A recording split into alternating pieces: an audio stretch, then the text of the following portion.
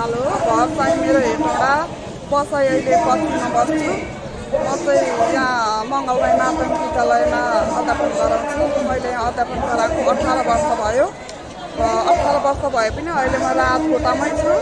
यो हाम्रो विद्यालयमा चाहिँ अहिले कक्षा 1 देखि 12 सम्म कक्षा सञ्चालन हुन्छ र हाम्रो विद्यालयमा यो पहिला तथा शिक्षाश्रम स्रोत कक्षाका भाइ बहिनीहरूको पनि कक्षा सञ्चालन हुन्छ। त्यसमा चाहिँ कक्षा 1 देखि कक्षा 5 सम्म सञ्चालन हुन्छ। त्यसपछिका नानी बाबुहरू पास भएर सुरुङ्गामा चाहिँ 6 देखि 10 सम्म पनि व्यवस्था गरेको छ र ती नानीहरू सुरुङ्गा आउँछन्। कोही बिहाखानामा पनि छ, धरानमा पनि छ र उनीहरूले अब जहाँ इच्छा गर्छन् त्यही बेला पढ्न पनि सक्छन्। तर हाम्रो विद्यालयमा 5 सम्म मात्रै छ। अब हामी चाहिँ यो अहिले शिक्षकहरूको आन्दोलन देशव्यापी रूपमा चलिरहेको छ।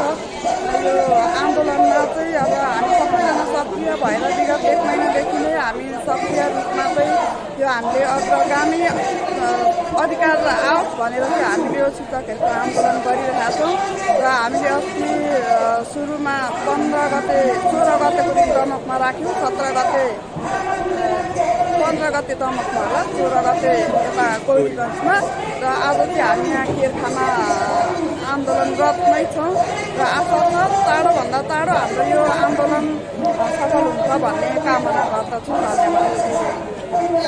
आन्दोलन परिवर्तन र परिष्कारको संवाहक रहेछ। तपाईँ हामीले आवाज नउठाए हाम्रा पिँढीको भाग्य र भविष्य अन्धकारमा पर्ने रहेछ। तपाईँ हाम्रा पिँढीहरूको भाग्य र भविष्य अन्धकारमा रहेछ।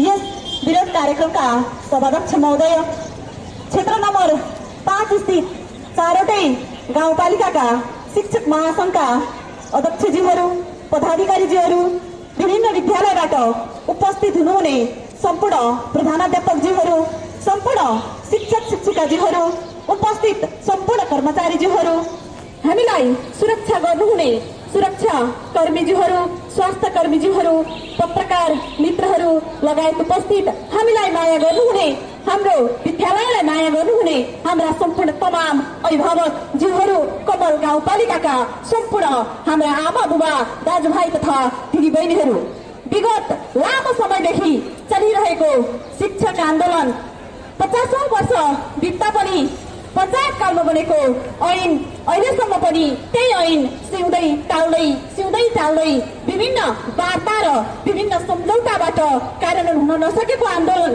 कार्यान्वयन हुन नसकेको ऐन अब जसरी पनि कार्यान्वयन हुनुपर्छ। शिक्षा गुणस्तर खोज्ने हो भने, शिक्षामा नयाँ आयाम ल्याउने हो भने ऐन परिवर्तन गर्नुपर्छ र नयाँ अग्रगामी ऐन ल्याउनुपर्छ भन्ने हाम्रा आवाजहरू उठाउँदै हामी सडक आन्दोलनमा आएको 1 महिना बित्दा पनि सरकार सुतिरहेको छ। सरकारले कानमा तेल हालेको छ। सरकारलाई बिउजाउनको निमित्त आज हामी सडकमा आएका छौँ। काठमाडौँ केन्द्रित आन्दोलनमा रहँदै गर्दा, शान्तिपूर्ण आन्दोलन गर्दै गर्दा प्रहरी दमनबाट हाम्रा शिक्षक साथीहरू घाइते हुनुभएको छ। घाइतेहरूको शीघ्र स्वास्थ्य लाभको कामना गर्दछु। आन्दोलनका क्रममा आउनुभएका शिक्षकको बाटामा दुर्घटना भएर मृत्यु भएको छ।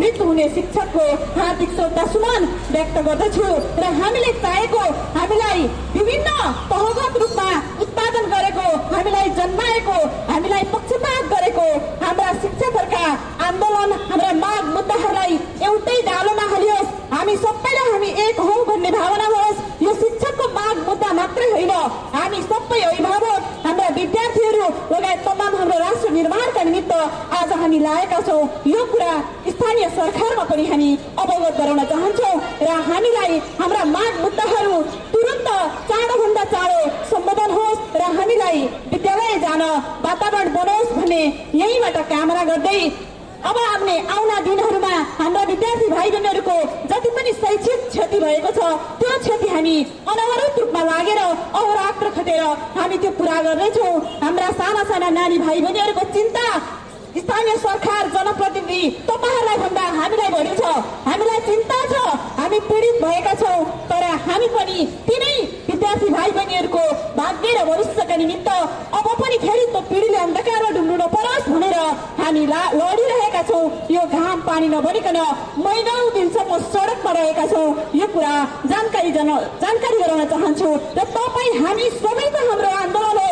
आउनुहोस् हात मिलाएर जुटौँ एउटा ऐन ल्याउनका निमित्त यो आन्दोलन हो। तपाईहरूले कहिले पनि हामीलाई नराम्रो दृष्टिले नहेर्नुहोस्। तपाईहरूलाई त्यो ठाउँमा पुर्याउन पनि हामी शिक्षकहरू नै हौँ। तपाईहरूलाई त्यो ठाउँमा पुर्याउँदाखेरि हामीले विभिन्न लालछना पनि बोकेका छौँ। शिक्षक झोलेको उपमा पनि पाएका छौँ। त्यसैले गर्दा जनप्रतिनिधिज्यूहरू तपाईहरूलाई जुन बेला हामीले साथ र सहयोग गरेका थियौँ आज हामीलाई यो अवस्थामा तपाईँहरूले कुनै पनि सपोर्ट नगरेको कारणले गर्दा अब आगामी दिनहरूमा हामीले त्यो झोला बिसाउनेछौँ र हामी एउटा शिक्षक मात्र भएर हामी अघि बढ्नेछौँ। जय शिक्षक महासंघ।